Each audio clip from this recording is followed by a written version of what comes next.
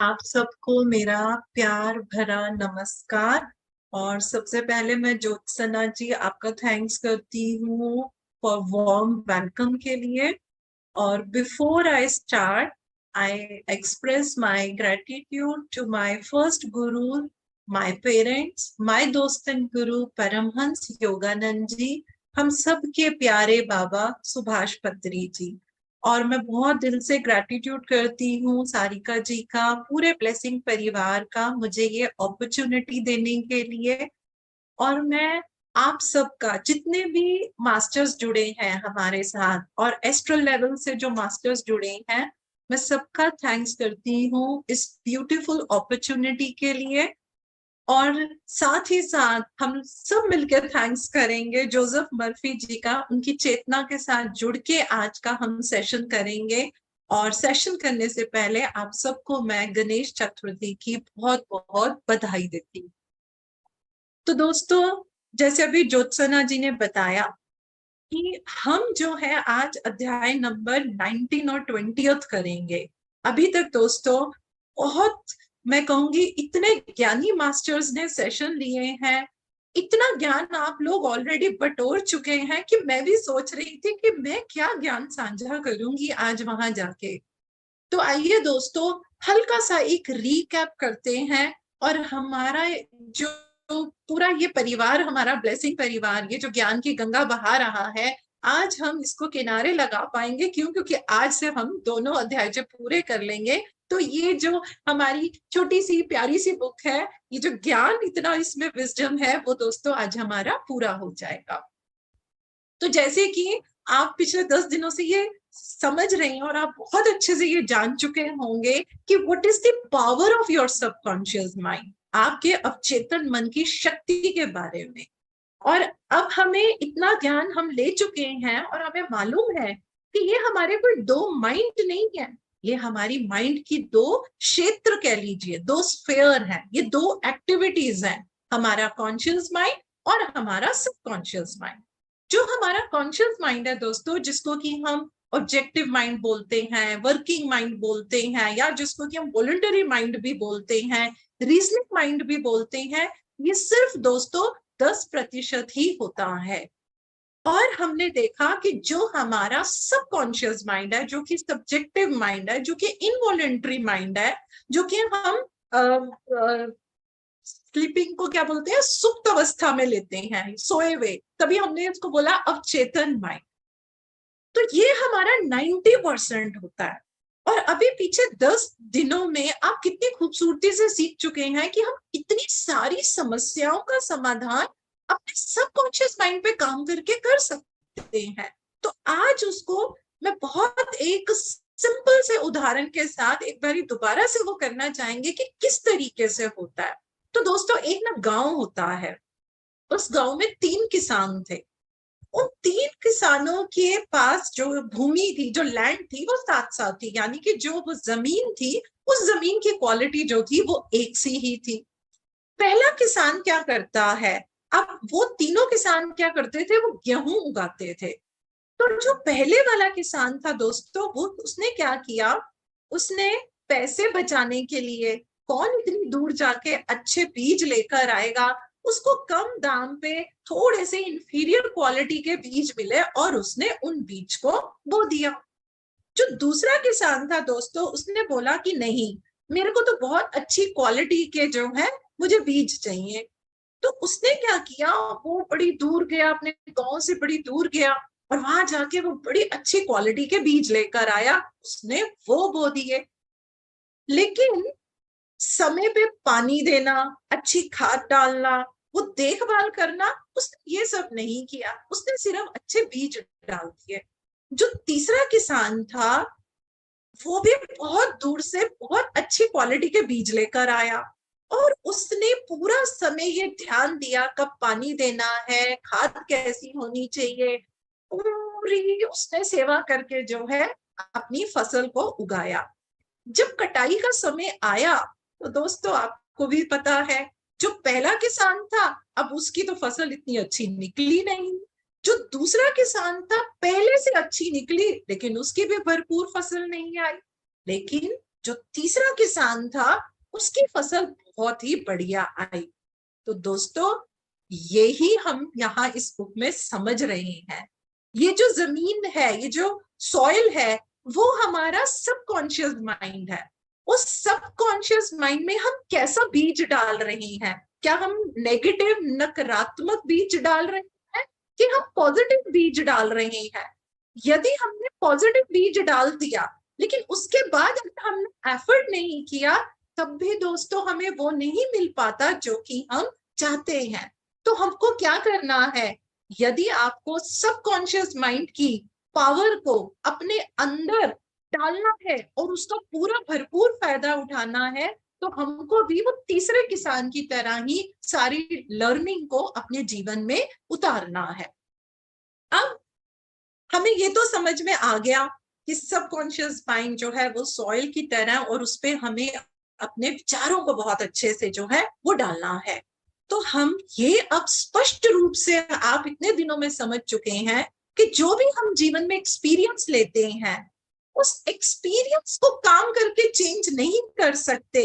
वो एक्सपीरियंस हमारे जो सबकॉन्शियस माइंड से आ रहा है, उस सबकॉन्शियस माइंड पे काम करेंगे। और वो काम कैसे करेंगे? हम काम करेंगे सीड से, हम काम करेंगे अपने विचारों से, हम काम करेंगे अपनी पॉजिटिविटी से, हम काम करेंगे अपनी एफर्मेशन से।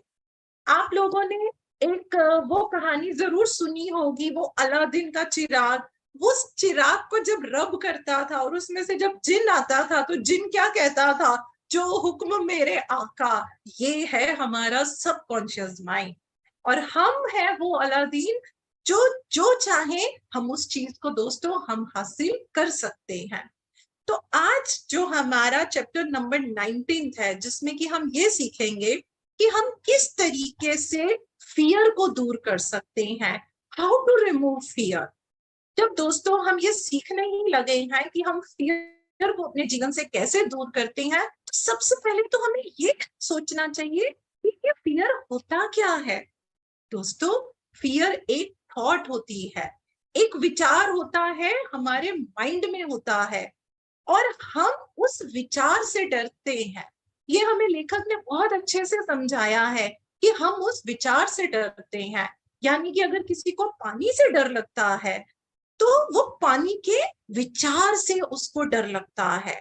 अब दोस्तों इस डर को अपने अंदर से निकालने के लिए हमें क्या करना होगा? हमें अपने सबकॉन्शियस माइंड से इस डर से जुड़े हुए जो भी हमारे अंदर नेगेटिव विचार हैं, हमें दोस्तों उन नेगेटिव विचार को अपने अंदर से निकालना होगा। हमारे को इसके अंदर लेखक ने ये भी बताया है कि ज्यादातर जो हमारे अंदर डर होता है उनकी रियलिटी नहीं होती। उन्होंने बोला है मोस्ट ऑफ आवर फियर्स, क्योंकि कभी कभी किसी के साथ कुछ ऐसी घटना घट जाती है कि उस घटना की वजह से उसके अंदर जो है पानी को लेके, आग को लेके, या किसी भी चीज को लेके उसके अंदर डर आ जाता है। ज्यादातर ये होता है कि हमें डर क्यों आता है? वो आता है हमारे खुद के विचारों की वजह से। यानी कि हम किससे डर रहे होते हैं? हम खुद से, खुद के विचारों से ही डर रहे होते हैं। तो फिर दोस्तों हमें करना क्या है? हमें उस कारण को हटाना है। तो वो कारण क्या है? वो है मेरे विचार। जब हम फियर की बात करते हैं, जब हम डर की बात करते हैं, तो किसी भी तरीके का डर हो उसको अपने जीवन से निकालने के लिए एक ही फॉर्मूला है। उस फॉर्मूले के अंदर अलग अलग टेक्निक्स हैं जो कि हम आज समझेंगे, लेकिन उसका फॉर्मूला एक ही है। अब हम सोचेंगे, हम जानना चाहेंगे कि भाई वो फॉर्मूला क्या है। तो वो फॉर्मूला ये है, अपने अंदर जो भी डर है उसका सामना कीजिए। आपको जो काम करने से डर लग रहा है, आप उस काम को कीजिए। क्योंकि जब हम दोस्तों अपने डर का सामना करते हैं, तो डर नहीं टिक पाएगा, उस डर की मृत्यु हो जाएगी, वो वहां से भाग जाएगा। तो इस लेसन के अंदर हमारे को लेखक ने 4 तरह के डर के बारे में जो है उनकी टेक्निक्स को उन्होंने बहुत खूबसूरती से समझाया है। और इन टेक्निक्स को आज हम भी आपस में समझने की कोशिश करते हैं। सबसे पहला जो है वो है स्टेज फियर। हम में से कुछ लोगों को स्टेज फियर होता है, यानी कि अगर हम कभी देखिए स्कूल टाइम में भी कभी ऐसा हुआ होगा, कॉलेज टाइम में हुआ होगा, कहीं भी यदि हमारे को स्टेज पे जाके कुछ परफॉर्म करना है या हमारे को कुछ बोलना है, तो क्या होता है, डर लगने लग जाता है। और उस डर का नतीजा क्या होता है दोस्तों, कि जब हम स्टेज पे परफॉर्मेंस करने के लिए जाएंगे तो कुछ ना कुछ हमारी गड़बड़ हो जाती है, हम घबरा जाते हैं, हम नर्वस हो जाएंगे और वो परफॉर्मेंस को हम जो है एग्जीक्यूट ही नहीं कर पाते। तो इसी बुक के अंदर लेखक ने एक एग्जाम्पल दिया था। एक महिला थी, वो बहुत अच्छी सिंगर थी, वो बहुत अच्छा गाना गाती थी, उनकी आवाज बहुत अच्छी थी, उनकी बिल्कुल जैसे बोलते हैं ना, अपने संगीत के ऊपर, अपनी गायकी के ऊपर उनकी पकड़ बहुत अच्छी थी दोस्तों। लेकिन उनके साथ क्या हुआ कि वो जब भी ऑडिशन देने के लिए जाती थी, 3 बार ऐसा हुआ, वो वहां पे घबरा गए, वो अच्छे से परफॉर्म नहीं कर पाती थी और उनका रिजेक्शन हो गया। अब उन महिला ने जब इस चीज को समझा कि ये जो डर है, अरे मुझे इतना अच्छा गाना आता है, मैं इतना अच्छा उसका प्रैक्टिस करती हूँ, फिर भी मैं क्यों फेल हो जाती हूँ, मैं अच्छा परफॉर्म क्यों नहीं कर पाती। तो जब उन्होंने देखा कि ये जो डर का जो बीज है ये मेरे सबकॉन्शियस माइंड में है, तो दोस्तों उन्होंने एक बहुत ही ब्यूटीफुल टेक्निक अपनाई। वो क्या करती थी, दिन में 3 बार वो अपने आप को एकांत में ले जाती थी, वहां पे वो बहुत रिलैक्स होके बैठती थी, अपनी आंखें बंद करती थी। जब वो उस सिरिंग स्टेज में पहुंच जाते थे, यानी कि जब विचार मंडराने बंद हो जाते थे, जब वो अपने सबकॉन्शियस माइंड से जो है जुड़ पाती थी, तब वो क्या बोलती थी, उन्होंने बोला, मैं बहुत अच्छा गाना गाती हूँ, I sing beautifully, I am poised, I am serene, I am confident। ऐसा वो कम से कम 5 से 7 बारी बोलते थे। जब वो उस स्थिति में पहुंच जाती थी तो वो ऐसा बोलते थे। तो दोस्तों जब वो ऐसा करते रहे तो फाइनली जब वो अपनी नेक्स्ट परफॉर्मेंस में ऑडिशन देने के लिए गए तो उन्होंने बहुत ही खूबसूरती से गाना गाया और तुरंत उनका वहां पे सिलेक्शन हो गया। तो ये एक तरीका है कि यदि हमारे को किसी परफॉर्मेंस से डर लगता है और हम अपने आप को नेगेटिव स्टेटमेंट देते रहते हैं, तो हम उन स्टेटमेंट को जो है चेंज कर सकते हैं, पॉजिटिव बना के उस चीज को एकदम कर करके, उसको महसूस करके, अपनी जो फ्रीक्वेंसी को बढ़ा के, और हम उस फियर से भाग सकते हैं। इसी तरीके से दोस्तों एक फियर जो कभी ना कभी तो दोस्तों हमें भी रहा होगा, जब हम पढ़ते थे उसको हम क्या कहेंगे, fear of failure. As a counsellor, as a psychologist, बहुत बच्चे जब आते हैं, यंग बच्चे, कॉलेज के बच्चे, खासकर जो प्रोफेशनल स्टडीज कर रहे होते हैं, सीए, आईसीडब्ल्यूए, वो क्या बोलते हैं, अरे मैम पता नहीं क्या हो जाता है, सब कुछ आता था, इतनी मेहनत करी थी, इतने अच्छे से हमने तैयारी करी थी, लेकिन पता नहीं क्या हुआ कि जब हम वहां पे पेपर देने के लिए गए तो लिखते लिखते मैं वो आंसर ही भूल गई, मैं वो आंसर ही भूल गया। और जब घर में अरे इसका ये आंसर तो मुझे आता था लेकिन मैं वो आंसर क्यों नहीं कर पाए। तो दोस्तों यहाँ पे कमी उस बच्चे के पढ़ने में, उसकी मेहनत में नहीं है। यहाँ पे कमी क्या होती है, इसको हम साइकोलॉजी में सजेस्टिव एमनीशिया बोलते हैं। वो डर, जाने अनजाने जब वो बच्चा पढ़ रहा होता है तो उसके मन में क्या रहता है, ये बहुत मुश्किल चैप्टर है, अरे इसमें तो कभी भी किसी के अच्छे नंबर नहीं आते, पता नहीं ये मुझे याद रहेगा कि नहीं। अब वो तो हमारा जो जिन्नी है वो क्या बोलता है, जो हुक्म मेरे आका। और फिर क्या हो जाता है दोस्तों, जाने अनजाने हमने ही अपने अंदर ये बीज डाल दिया, जब हम पेपर देने होते हैं तो हम उसको भूल जाते हैं। इसी तरीके से दोस्तों कभी कभी हम पेरेंट्स जाने अनजाने हमारे मुंह से निकल जाता है, देखो तुम अच्छे से पढ़ाई नहीं कर रहे हो, देखना तुम्हारे अच्छे नंबर नहीं आएंगे। ये भी हम कई बारी जाने अनजाने में अपने बच्चों के अंदर ये सीड डाल देते हैं। अब बच्चा उसको पकड़ेगा, वो बोलेगा अरे मैं कितनी भी मेहनत कर लूं, मैं फर्स्ट नहीं आऊंगा, मेरे नंबर अच्छे नहीं आएंगे। तो अब वही बात आ गई कि ये हमने क्या कर लिया, ये हमने सबकॉन्शियस माइंड के अंदर इस बीज को डाल दिया। तो इसी बुक के अंदर एक एग्जाम्पल देके, ये मेडिकल स्टूडेंट थे, और हम सब जानते हैं दोस्तों कि जो मेडिकल में जो लोग होते हैं, जब उनकी एंट्रेंस होती है तो कितने मुश्किल उनके पेपर होते हैं, दिन रात वो पढ़ते हैं। मेरी बेटी भी डॉक्टर है, मैंने भी उसको इस स्ट्रगल में देखा था। एंट्रेंस के अंदर वो कितनी एंशियस रहती थी। और दोस्तों मैं भी यहाँ पे ये जरूर शेयर करना चाहूंगी, मैं, क्योंकि जब आप माँ होते हैं ना, तो वो बच्चा आपको एज ए साइकोलॉजिस्ट एक्सेप्ट नहीं करता। मैं बहुत इनडायरेक्ट वे में मैं उसकी ये काउंसलिंग करती रहती थी, मैं उसके सबकॉन्शियस माइंड के अंदर सिर्फ और सिर्फ पॉजिटिविटी डालती थी, ताकि ये मत हो कि जब ये पेपर देने के लिए जाए तो इसकी परफॉर्मेंस किसी भी तरीके से नेगेटिव हो। तो दोस्तों इसी तरीके से यहाँ पे हमारे को लेखक ने भी एक मेडिकल स्टूडेंट का ही एग्जाम्पल दिया है। ये एक मेडिकल स्टूडेंट थे, अब इनका जो है वो पेपर एंट्रेंस क्लियर नहीं हो रहा था। तो जब इन्होंने भी इस चीज को समझा कि मैं मेहनत इतनी कर रहा हूँ, इतनी पढ़ाई कर रहा हूँ, पेपर क्लियर नहीं होता। दोस्तों पता है क्या होता है, हम पेपर देने से पहले डरने लग जाते हैं। हमारा ऐसा मन करेगा अरे किसी तरीके से पेपर पोस्टपोन हो जाए, कुछ ऐसा हो जाए, कुछ वैसा हो जाए।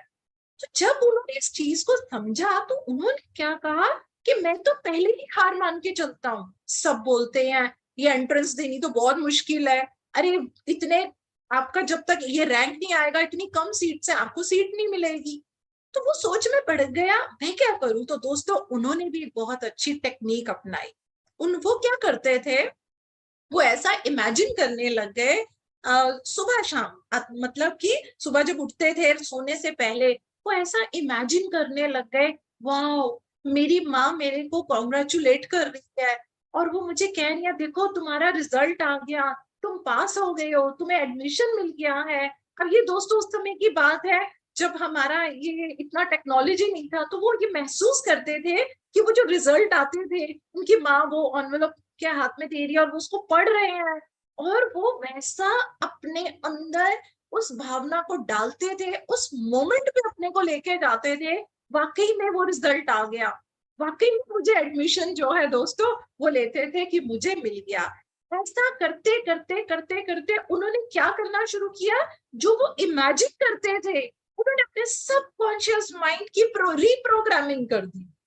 और सबकॉन्शियस माइंड तो कहती है जो हुक्म मेरे आका। और जब उनका रिजल्ट तो क्या हुआ, उनका वो जो था पेपर उनका क्लियर हो गया। तो इस तरीके से देखिए दोस्तों किस तरीके से उन्होंने सबकॉन्शियस माइंड में अपनी ये रीप्रोग्रामिंग करी। अब दोस्तों हमारे अंदर कुछ डर होता है, कई लोगों के अंदर पानी को लेके डर होता है, हम साइकोलॉजी में उसको एक्वाफोबिया बोलते हैं। कई लोगों को हाइट से बहुत डर लगता है, उनको लगता है अरे मैं तो गिर जाऊंगा, उनको देखते ही कुछ होने लग जाता है, उसको एक्रोफोबिया बोलते हैं। इसी तरीके से कई लोगों को जो बंद जगहें होती हैं, कोई भी क्लोज्ड स्पेस होता है, उनको बड़ी घुटन होती है, उनको क्लॉस्ट्रोफोबिया बोलते हैं। तो यहाँ पे मैं शेयर करूंगी, मुझे भी क्लॉस्ट्रोफोबिया था, मुझे भी क्लॉस्ट्रोफोबिया था। अगर बहुत ज्यादा कई लोग होंगे तो मैं कंफर्टेबल फील नहीं करती, बहुत ऐसी कॉम्पैक्ट जगह होती है, और दोस्तों इतनी घुटन होती है, इतनी घुटन होती है कि ये मुझे ऐसा हो क्यों रहा है। लेखक ने एक अपना एक्सपीरियंस बताया है। लेखक ने बताया कि जब ये छोटे थे एक बारी, तो ये स्विमिंग पूल में गिर गए थे। अब छोटे बच्चा अगर गिर गया, उनको स्विमिंग करना नहीं आता, और जो पानी जब हमारे अंदर वो हो जाता है, तो उनके मन में क्या हुआ दोस्तों, ना चाहते हुए भी उनके अंदर जो है ये डर बैठ गया। किस चीज का डर बैठ गया, पानी का डर। तो वही बात आई ना, पानी से डरने के, अब उनका एक्सपीरियंस ऐसा हो गया कि वो पानी के विचार से डरने लग गए। उनको ऐसा लगने लगा कि नहीं मैं तो कभी स्विमिंग कर ही नहीं सकता।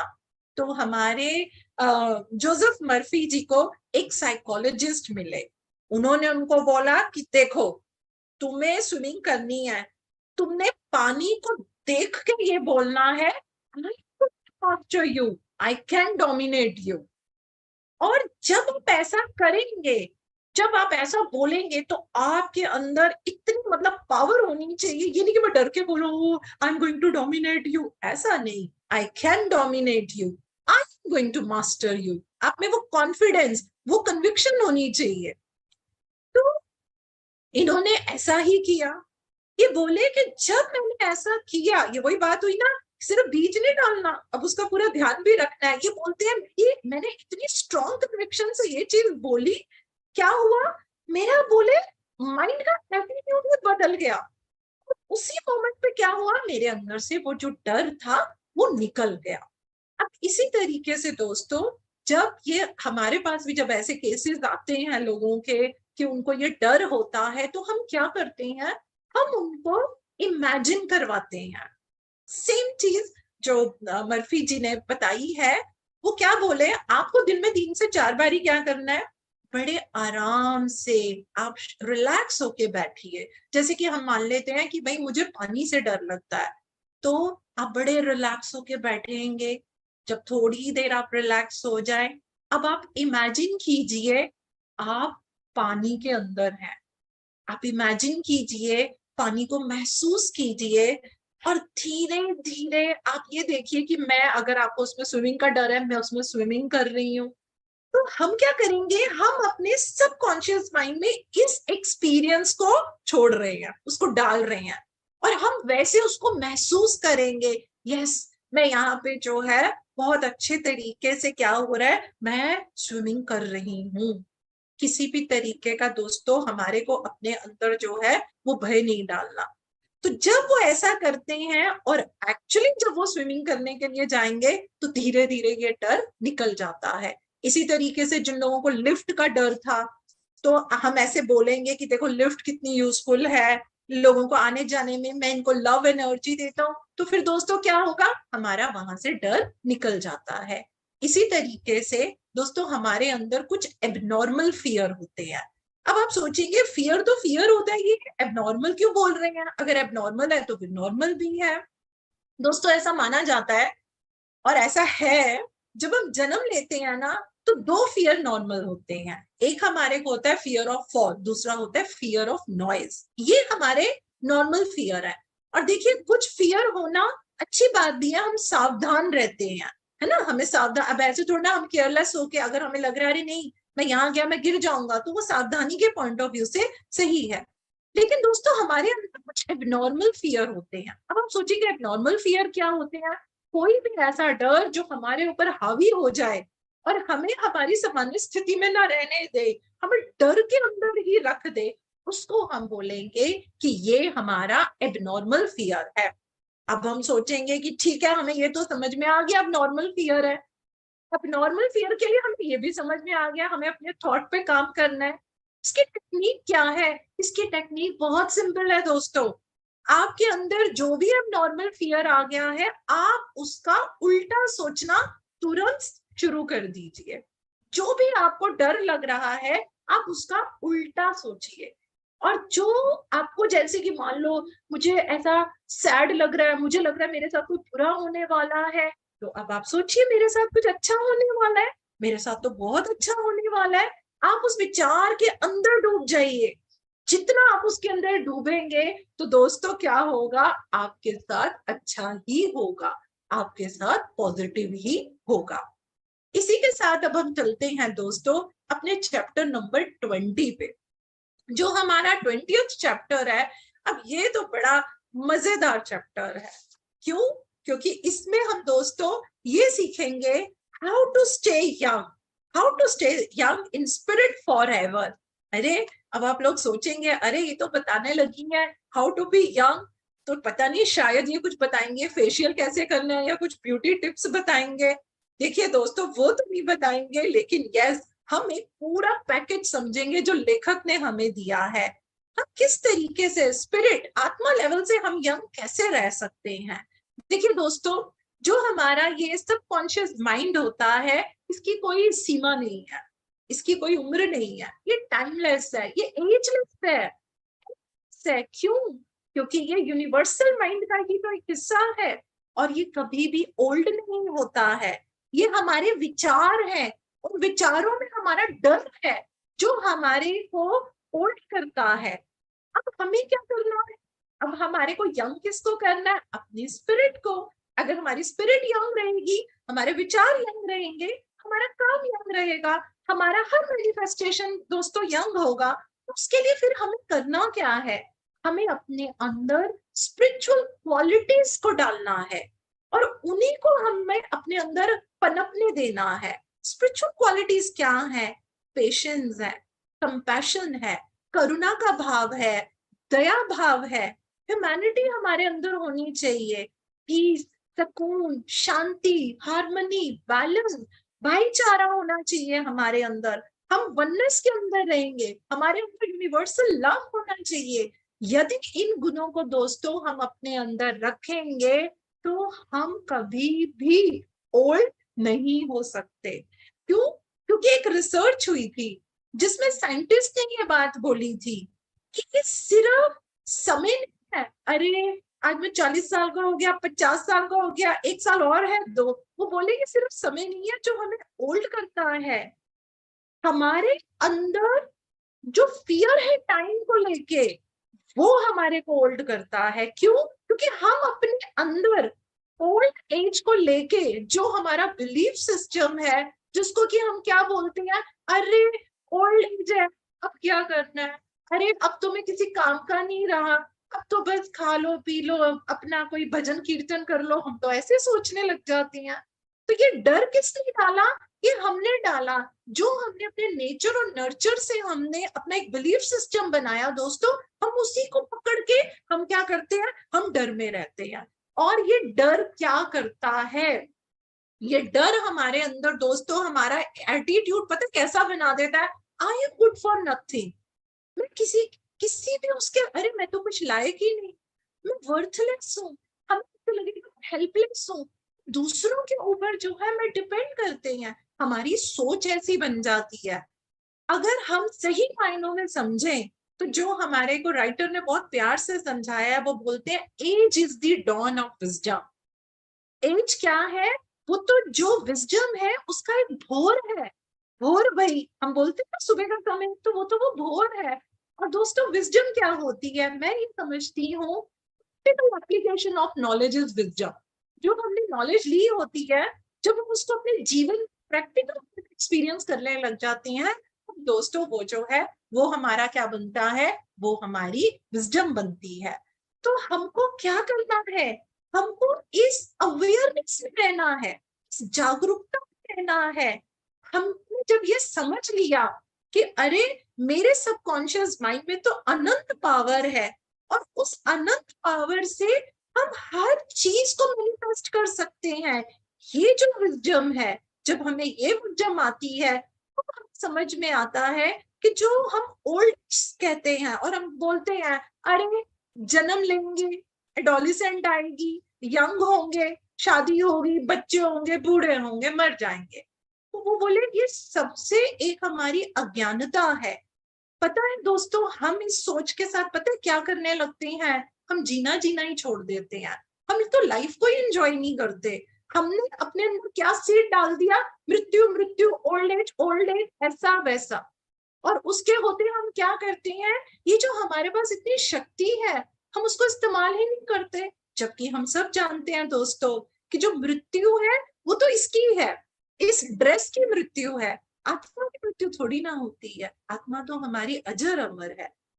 एक बहुत ही ब्यूटीफुल एग्जाम्पल इसके अंदर उन्होंने दिया था, जो एक थॉमस एडिसन, आप हम सबको पता है, जिन्होंने इलेक्ट्रिसिटी का किया था। तो एक बार एक लेडी ने उनसे पूछा कि इलेक्ट्रिसिटी ये क्या है, भाई बिजली क्या होती है? तो उन्होंने बड़ा बेहतरीन उसका एक आंसर दिया।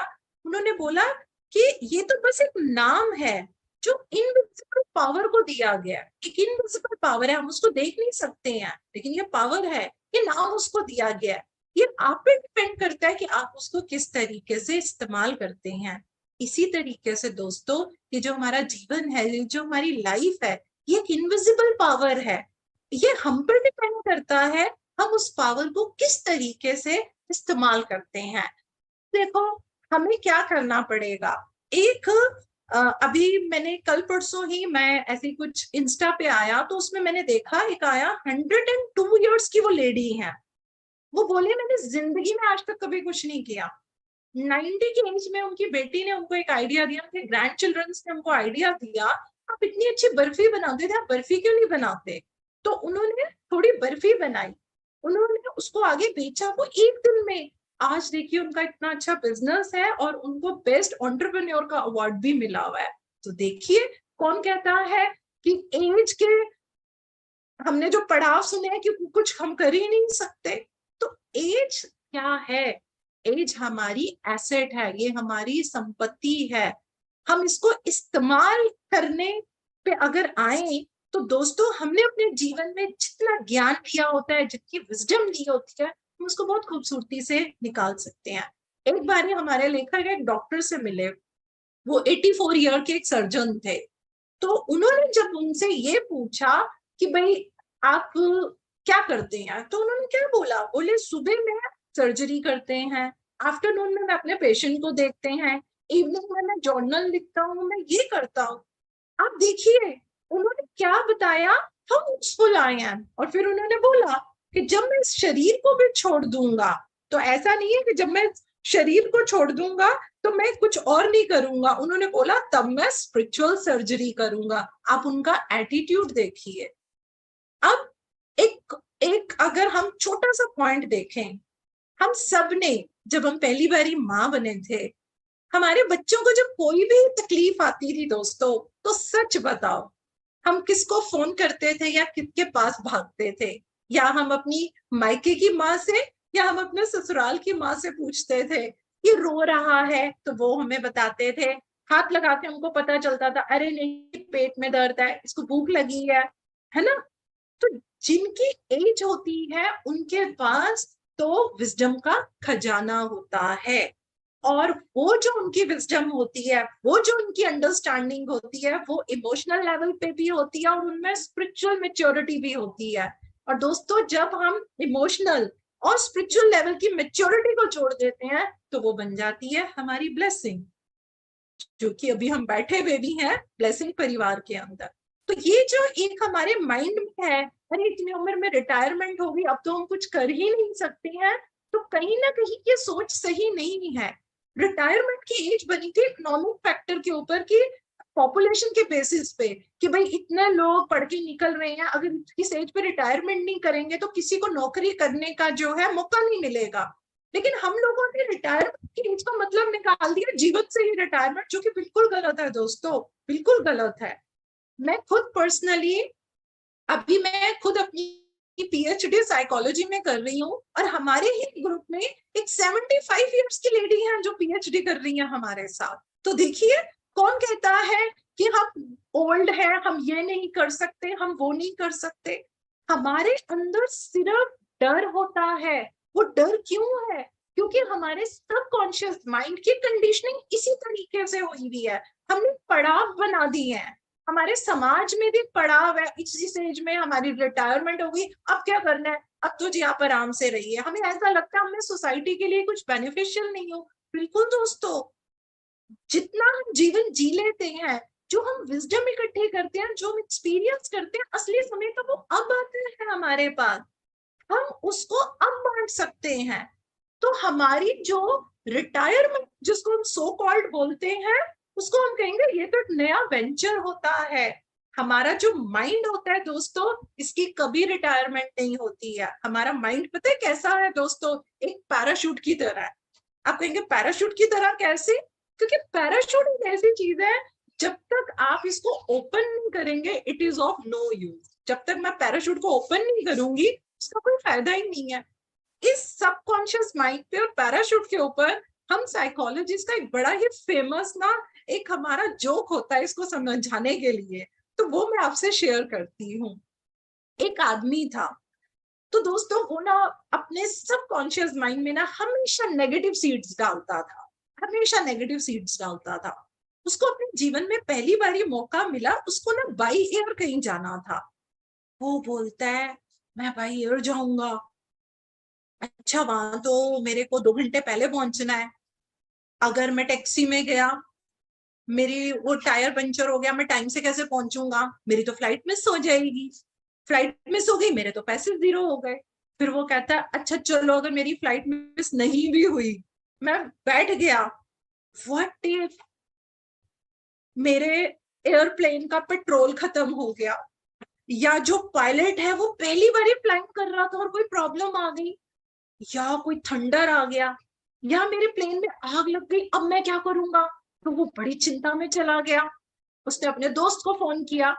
उसका दोस्त कहता है भाई तो डर नहीं, वहां पे ना पैराशूट होते हैं। कहता मैं पैराशूट से क्या करूंगा। वो कहता है वो आपको बताएंगे कि अगर इमरजेंसी आ जाएगी तो ये पैराशूट करके। वो कहता है अच्छा, लेकिन यार अगर पैराशूट ही खुला तो। वो कहता है यार ऐसा नहीं होता, तू जा। अब उसके पास कोई चॉइस नहीं थी दोस्तों, वो चला जाता है।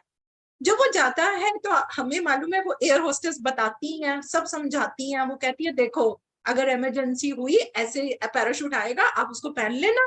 तो सबसे पहले आपके ग्रीन बटन को दबाना तो ये खुल जाएगा।